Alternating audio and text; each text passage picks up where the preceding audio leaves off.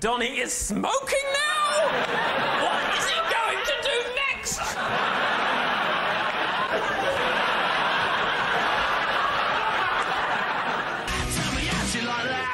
I'm Donny Tourette. I'm a lead singer for Towers of London. Donny Tourette. He's my brother. He's the lead singer in our band. He's the front man.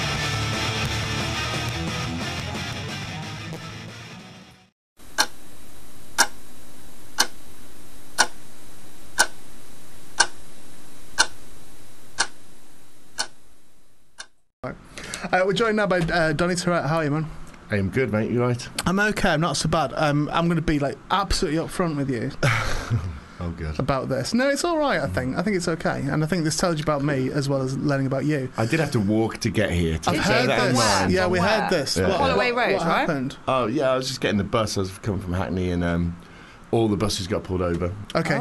And closed the whole road off Holloway Something Road. happened that we don't know about? I hope, hopefully nothing too bad, but there's lots of streams of police and ambulance. Oh shit. Okay. So you know, well, I'm sure coming, if you put it on Twitter, you probably see what you type it in, right? That's where you get your news. Yeah. We were told all of the roads were closed, like all of them. So okay. Do you know what? Twitter's handy for that sometimes. Yeah. I did it with the rugby yesterday because the sound was cutting out, and I texted my dad and said, "Is the sound cutting out on your rugby?" And he went, "No." And then I went on Twitter and everyone was complaining about the sound cutting out. And I was like, okay, so it's not just my telly knackered, it is. Not for your dad? But it was on HD, my dad wasn't watching HD. Oh, I see, right. So, when I was told this afternoon that you were coming in, and please don't take this wrong at all, please don't, because I don't mean it in a rude way at all, but I literally just went, fuck's sake. Like, genuine, that was my response. I went, I can't be fucking dealing with that. Right, that was genuine my response. And then I read on your press release, that it said about Towers of London, about the band. Towers may have to rebuild a few bridges of their own as a result of their destructive past. So that's when I felt comfortable to tell you that, to tell you, do you know what I mean, to tell you that response. And I take people as I find them at the end of the day, but that was my response earlier on. So with you doing stuff now, is that an issue? Is that... I mean, I think your reaction is in the majority. Yes. Really? Okay. To be fair. Yeah. I don't know. I guess we rubbed a lot of people up the wrong way. Okay. We were young, but you know, we're also off our heads. Yet still have to be accountable for one's actions. But you know what? We didn't hurt anyone. I think we just pissed people off. And I think we got signed really early. Okay. How old were you when you got signed? Well, we were 23, but the band hadn't been going too long. We only had 4 songs. Okay. You know what I mean? And we hadn't like mastered our craft. And when we got given a ton of money from an American label. Yeah. And we had 4 songs. Yeah. And so you get given that amount of cash, and you know, you think what it's all about is what you've been portrayed by the magazine, glamorization of like, what being in a rock and roll band isn't actually that. It's not about partying and going out and getting. It's about making great music, and the music immediately. You got around the swagger. It went immediately on the back burner, and I think that it's kind of amazing. We actually did deliver an album, to be honest, and it's not amazing. It's not unbelievable that it wasn't, for me, the best album it could have been. And so, you know, and then second chances are hard to come by. We did get one. We signed to another label, and then they were backed by Woolworths. You know, so it's Pinnacle or Vibrant. They were backed by Woolworths, and they went bankrupt as we released our first single. And actually, our first label went bankrupt too. Right. So So a creation shitting themselves at the moment. No, it's not creation. Creation doesn't exist anymore, does it? Creation management. Right. Well, no, but you know, we can't get another label. No, don't risk it. No. Well, it's do you know what I did hesitate to say what I said to you because it's one of them that like, for how long in one's life do you have to fucking. Do you know what I mean? Do you have to talk about fucking Big Brother or Buzzcocks or anything? Do you know what I mean? All that sort of shit. And it's like, and I don't, as an interview, I don't want to do that either. I don't want to be obvious in terms of how I chat to people. But my overriding memory of that period was of the swagger, and I think the problem with swagger is that's what you want your rock stars to be like. Yeah, but you've got to back it up. But if you've not heard of them yourself in the first place, the swagger will rub you up the wrong way. Whereas if you're a fan of the band, the swagger you fucking love that. Do you know what I mean? Yeah, and then we did have fans of the band, and actually, I'm not trying to write off everything we did because I do love like 5 songs on that album. And I stand by it. But ultimately, I don't think we were the best songwriters we could have been. Okay. And break it down. What's it really supposed to be about? Writing great songs. Yeah, so, of course. Yeah. So how is it then from? I'm looking at this from a human level. I think. I think I'm quite an empathetic person, and I think I will always think, well, what must that be like? That every interview you go to, or whatever interviews you do, that these things are dredged up again. Do you now feel?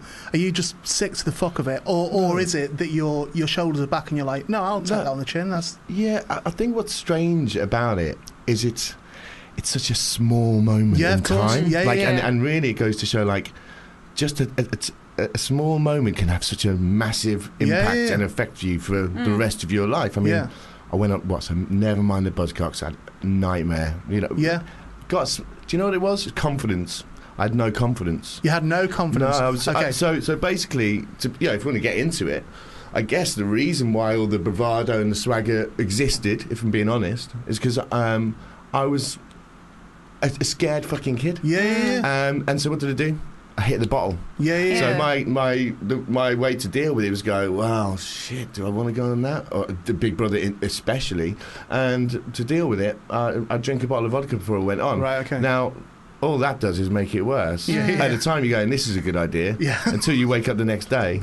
Right. And then it's a bad idea because, well, you go out on a night on the piss with your mates. Yeah. And, like, everyone wakes up with the fear, right? Oh, of course. And you're not the best version of yourself, right? No. So then you go, oh, fucking hell, you got to text a few mates. Sorry, I was a bit of a dickhead there. Oh, yeah, don't worry about it. It's all right. Yeah. Well, you can't text 10 million people, can you? Well, no. Can I say that I watched that show and I saw all of them. And for me, there were other people on the show who may or may not have had a drink. I don't know, but didn't come across well. But although, you caused a bit of a stir, I thought actually I found quite endearing. I didn't think that you were a dick. I just thought it was quite funny and didn't. I can't really remember it, but no, I have a vague. Did you? Like, no. Did you climb out of there? Is that right? Yeah, I remember that right. I went. Do you want to hear the story? By all means. Should I do it? No, if you don't want to tell it, don't if you bullshit us, honestly, don't talk about it. But it's like what happened was they turned the screw straight away. So you put you in this hotel where they go, because it was a big deal back then. Yeah, it was in its heyday, I think. Yeah. And they put you in isolation, so the games begin before you go in, right? And I'd worked in TV before, and my sister worked in TV, so I was kind of aware of this stuff, right? And I think they knew that I needed a drink to deal with the situation. Okay. Right. And I, in my head, was thinking that'll be what they do to make sure that I go in my most uncomfortable state. Okay. Right. So I told my manager to go down the shop and fill up 2 Lucozade bottles full of vodka, which he did amazingly, or not. And then basically passed them off as Lucozade. Went to the green room. Drink. All I can hear is people outside, boo. I'm sat there going, fuck. I'm used to be on stage with my band, with my gang of mates, right? And then I'm sat on my own with people I don't know, ready to go onto a show, which I wasn't born to do. Yeah. And also in front of a group of people who aren't your not my your crowd, audience. right? These people are going to be instantly judgmental, and it could be your haircut. Like, it literally could be. And with the panellists that you probably never met before, don't know at all. Totally. And not forgetting, it was celebrity Big Brother, and I wasn't a big celebrity, so you know, it's like. That was like loose at best. Yeah. So it's remained loose though. It's loose. Thrown into the lion's den a bit. So drank to get through it. Yeah. Blacked out before I went in. Okay. Had no recollection. Didn't remember going in. I don't remember anything about it until I woke up the next day. Thought I was in hospital because of the beds. And then realised it wasn't. It was worse. Fuck. Okay. And I was in that show, and I had the comparing it to going out on a night with your mates and waking up and going, oh, that's a fucker, but it's okay. But I mean, that was bad because the fear. Well, it's sort of like what happened? What did you do? You could have done anything, It's like one of your mates saying. You haven't got a phone in there either, have you, to check? No, but it's like one of your mates saying, well, that's okay, but. Tim did video it and it's trending on Twitter. And you're in there. Actually, in modern, because it wasn't really around the internet, but it wasn't big. But in modern day terms, I guess it's waking up and you've gone viral for all the fucking wrong reasons. And also, you're in there for 2 weeks. It's not like you can just leave. That's but you said an interesting thing though, early doors though, where you said, and by the way, about Buzzcocks as well, because I was a comic for 20 odd years, and I would find that, and I know Phil. And I know who was. I know it was Simon Amstel. I know Simon. Noel Fielding, wasn't it? I don't think Noel was a captain then. Bill Bailey. Oh, Bill Bailey. I don't know Bill Bailey, but I know Phil. I know Noel. I know Simon. And it's like so. It's even amongst people who I would presume Phil definitely would be supportive in that environment. Yeah. I'd still feel like out of my depth. Me and Dodd spoke about it the other day on a podcast on my Patreon about because he had my friend Barry, who I do some comedy stuff with, this ghost podcast thing with, and Barry had a panic attack, essentially a mini panic attack, because he was watching 8 out of 10 Cats do Countdown on his phone, and he started thinking about and he's a professional comic, and he's thinking what would I have said there, what would I have said there, what would I have done, and started feeling like really out of his depth. Well, and worried about it, even though he's not on it. He's not going to be on it. No, but just in case. Yeah, it's intimidating. Yeah, absolutely. And then, so what's the worst thing you can do in that situation? The worst is get blind drunk. Totally, yeah, because all your perceptions are out there. Because you're totally off. You know when to keep. You should know when to keep your mouth shut when you're sober, and you sort of play it smarter. But I was just there, But in a way, by that point. Through a TV show, I think we had our own TV series, and I think that's probably why I ended up on these things, and all that really was a montage of our worst moments on tour. Right, again, alcohol stuff, right? Mm-hmm. Yeah. So I had a reputation. So and I came with that reputation, and as a young kid, I was like, well, my part is pantomime villain, right? Yeah. And I'll do it. I'll give it, and I give it to you, and I fucking did. Yeah. But that's I never let anyone see me. Never. Well, that's it. But you've got to be robust to be a pantomime villain. So you've got to, even in panto, you've actually got to have that robustness about you. And from what you said today, it seems that that's not your natural state. Do you know what I mean? It's not your natural state to be that robust. So I guess the digs then do actually hurt because then they're not. That they feel personal, and they are personal, but do you know what I mean? You said a very interesting thing earlier on, this is what I was going to say to you, where you said about being responsible for your actions. So you said, even though that's what happened, I'm responsible for those actions, which I think is key, isn't it? That's a really... I think, for me,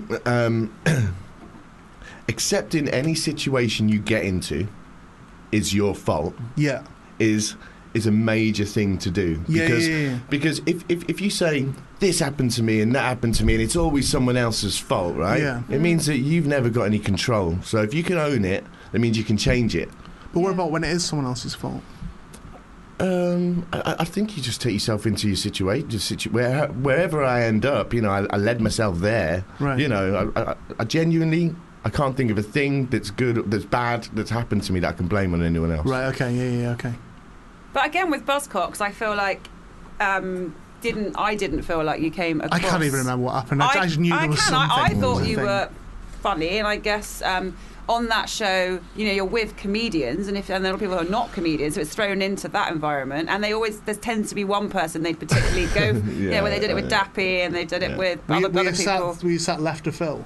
Yeah. Oh, you think so? Yeah. You were on Phil's team, weren't you? So, I mean, the thing as soon as he put you in that seat, mate. I mean, the thing is I was never nasty. No, I wasn't sat there being a nasty guy, and I rolled and I laughed at all the jokes that came my way. So, and you gave some fairly good answers back, I think, as well. I'd give as best as I could possibly do. I think you did all right. But as a comic, I'm like, I know how hard that is in that situation, Yeah. I remember Simon. I don't remember it. I've watched it back, but I have to turn it on for 20 seconds. Right. I can't watch it.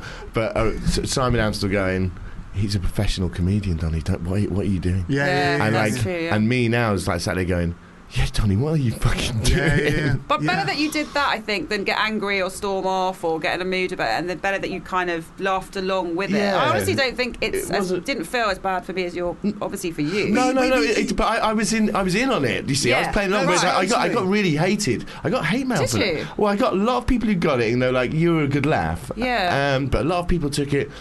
like, I don't know, like I was like, had the arse. Maybe the narrative in their head played out that I was pissed off about the whole. I was having fun, but again, as much fun as you can have whilst being completely smashed, you know. But no one wants to feel like, in any situation, you don't want to feel that, or you don't even want to, even if you're not, you don't want to feel inside yourself like, am I being like really laughed at here? Do you know what I mean? Am I sort of? You're fine, man. Don't worry. Been in a everyone's been in a situation. Yeah, of course. And then you feel like, well, what do I do here? Because if I look pissed off, that's going to look bad. So let me try and play along with it or say something. Well, it's either you're in on the joke or you're the joke, aren't you? Right? Yeah. So you're right. Anyway, enough of the past. Yeah, never mind about that. You signed. Alan McGee's looking after you. Yeah. That's a big deal, right? Yeah, I mean, amazing, really. So we sort of funded the record ourselves and went out and did it. And we got a publishing... Is this Super Sounds K-Town? Yeah. We got a publishing deal quickly, and we would never have got one without making a record, right?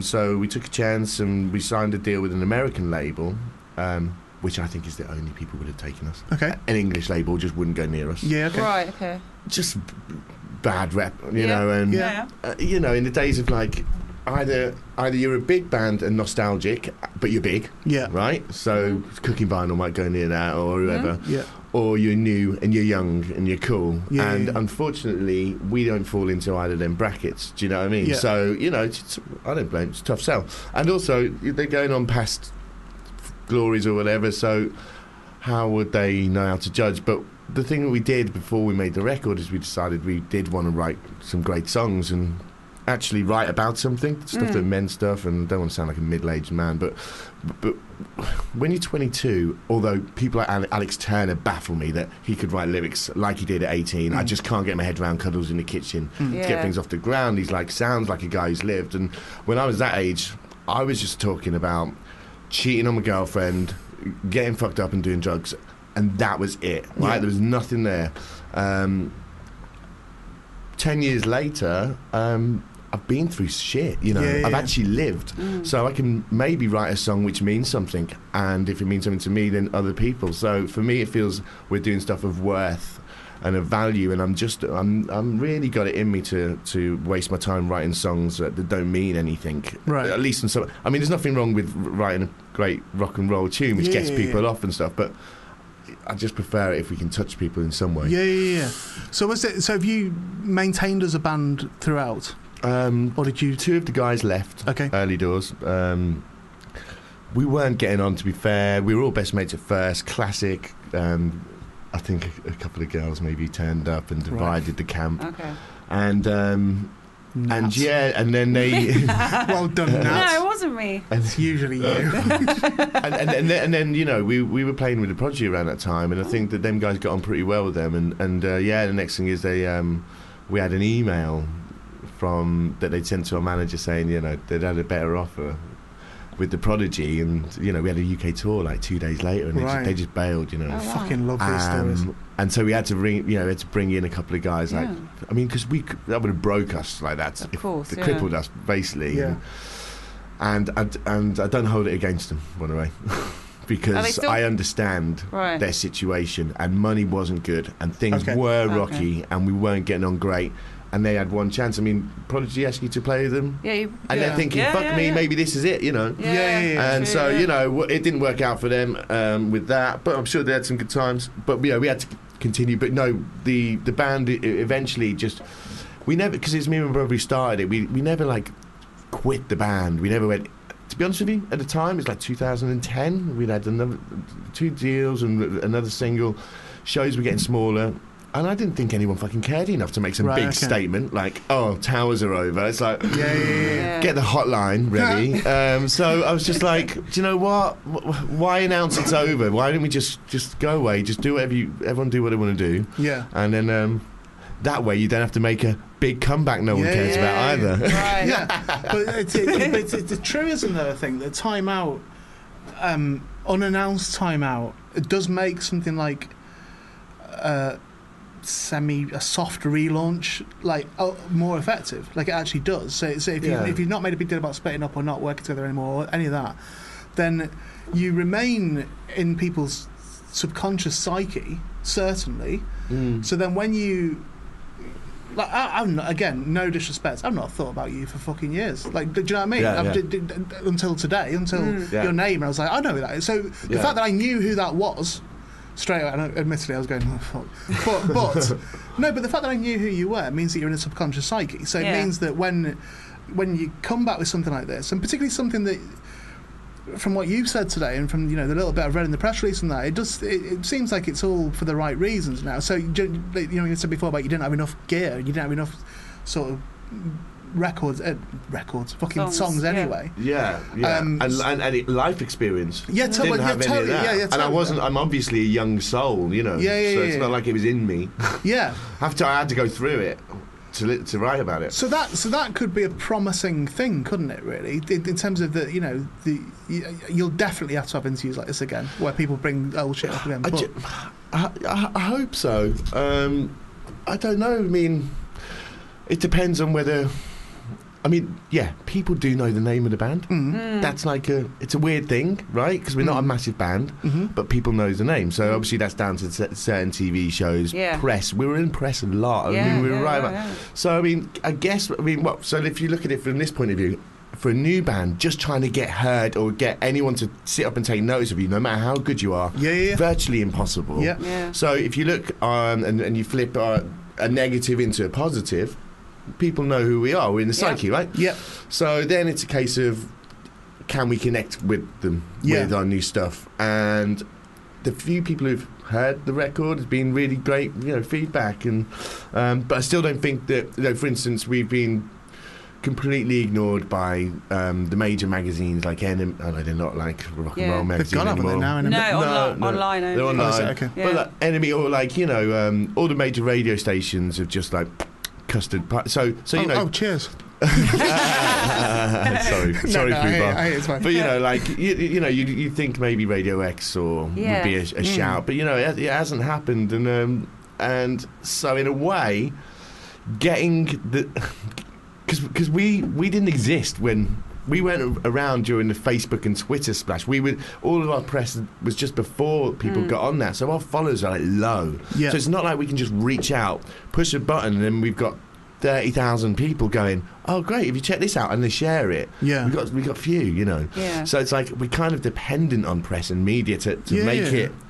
To put a message out there, and we're kind of being stonewalled a little bit. But fuck, what can you do? Honestly, it's hard to say to you because it's sort of like it sounds insulting, and I honestly, hand on heart, don't mean it in an insulting way at all.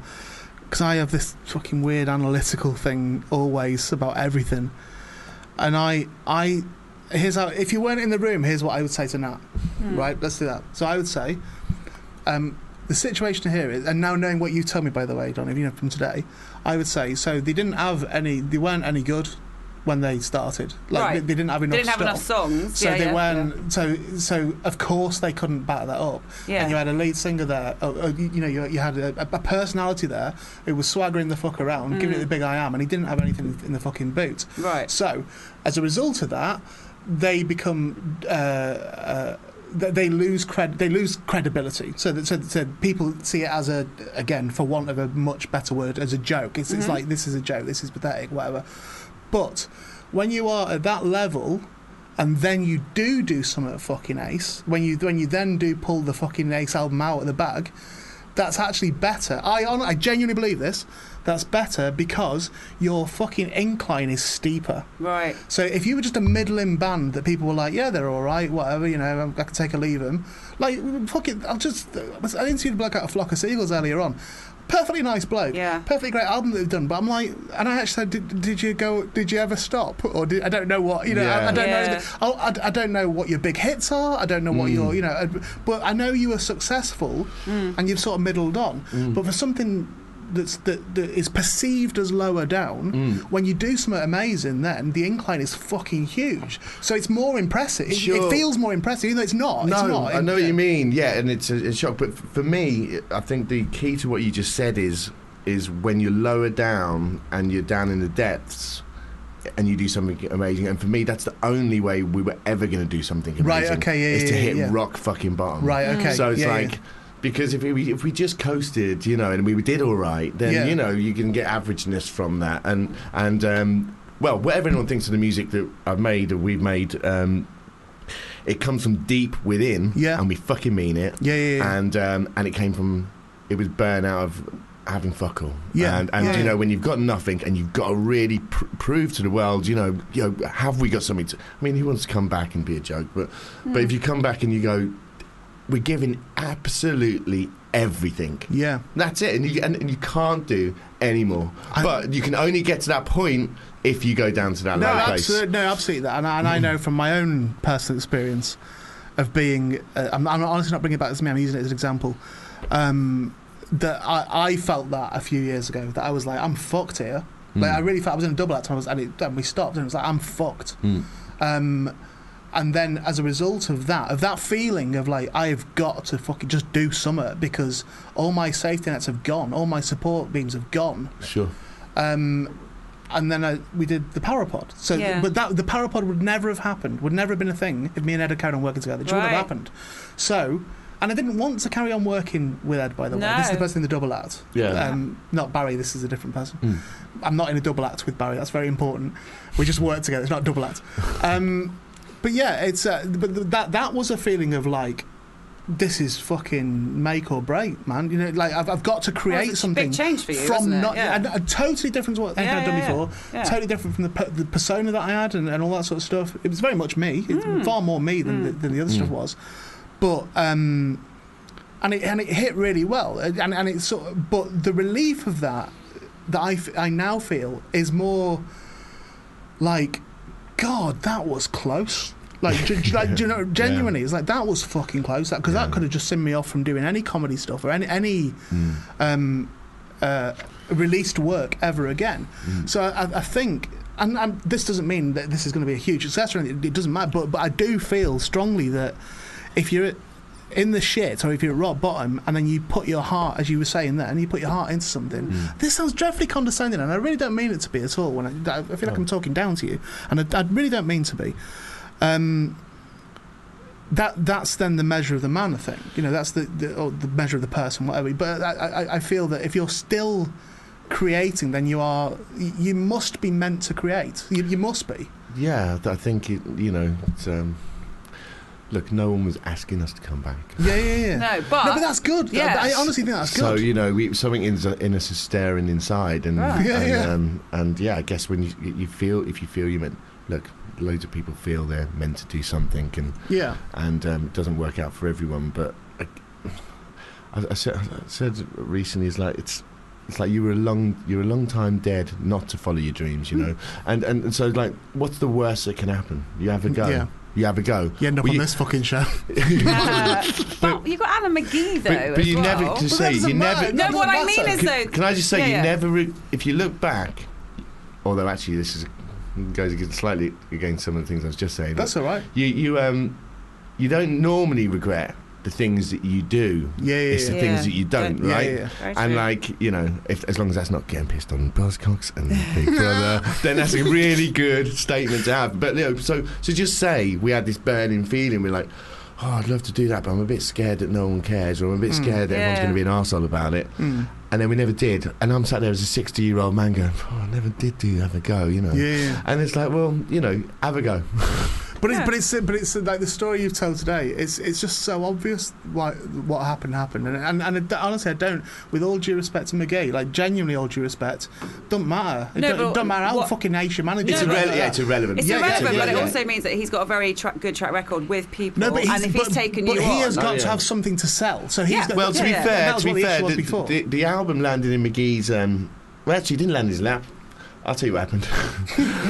We got back from recording it. I got smashed. I was living at my dad's at the time, last year. And I was like, what do I do with this album? So I was like, I had McGee's number. I was like, all right, Alan, it's 4 a.m, right? So I messaged him, you check this out, fucking blah, blah, blah. And he never replied. And I was like, oh, well, you know, whatever. And I was at a party about 3 months later. And this girl comes up to me and she went, your old manager Nathan McGough, who used to manage Mondays, he told me you've got a fucking cracking album. You made a great album. I was like, oh, that's nice. And she went, you should get it to Alan McGee. And I was like, well, kind of tried that, you know. She went, oh, right, he always talks really highly of you. I said, well, he never fucking replied. And she goes, all right. Anyway, next day, I get a message from McGee going, Donny, I'm sorry I ignored you. He said, but you did message me some mad shit at 4 a.m, virtually incomprehensible, and I couldn't open the link, and I thought you were taking the piss. And he said, so would you mind? Like, I've heard you've got a great album. Can you send me it, and I'll listen now? Okay. And I said, yeah, no worries. And then, and you know, he called me up within an hour and a half. Which was good because it meant he fucking actually listened to it. Yeah. Somebody's called me up within 15 minutes of sending me the album before. And he's like, I've heard all the intros. It's fucking amazing. It's fucking brilliant. I can't believe you've come back and you've fucking done this fucking great record. He's like, I want to manage it. I'm going to do it. And I think Alan thought it'd be easier for us. I think that he thought, you know, that the band are known, but they never had the goods. Now he's going to me, well, you've been known, but you never had the goods, but now you got the goods. So this is an easy one. And I'm going, yeah, you don't know what it's like to be in Towers so much. Yeah. But, you know, I think even he's scratching his head a little bit. He went out to try and, as far as he was concerned, done deal, go out and get you a deal straight away. And he was just like, Donny's not working. He said, I don't know what. He said, you're going to have to go the old-fashioned route. We're going to have to play. And so that's all right. Yeah. But you know, he's sticking with us. We're in it for the long haul, and we're going to keep putting stuff out. We're going to keep playing. And, you're gigging. I can see you've got a gig in Leicester on June the 15th at the Sound House. Yeah, I love Leicester. Yeah. Yeah, it's a good place. I don't know much about music, so I don't know how it works in music. But I know that I don't think you need a deal anymore. It doesn't seem like it's such a big. I think it's like.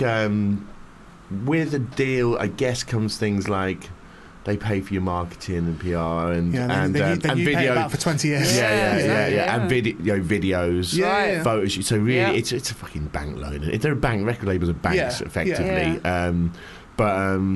You don't really look. We've been putting stuff out, reaching people, but you just maybe don't reach as many people as you might with a bit of weight behind you.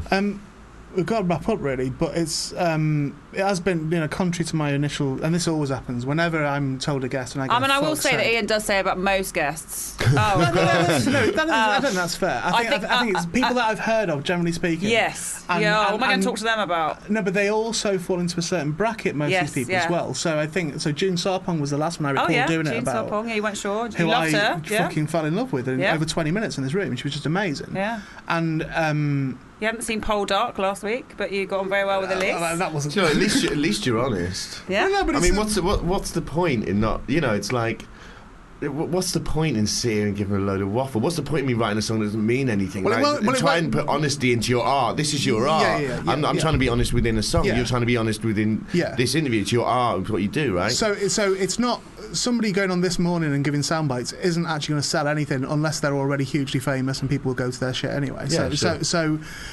I think the clear passion you speak with today and the clear, you know, the story that you have, as I say, like you look knackered, you look like you're tired. Do you know what I mean? You look like sort of this has been a long journey and that.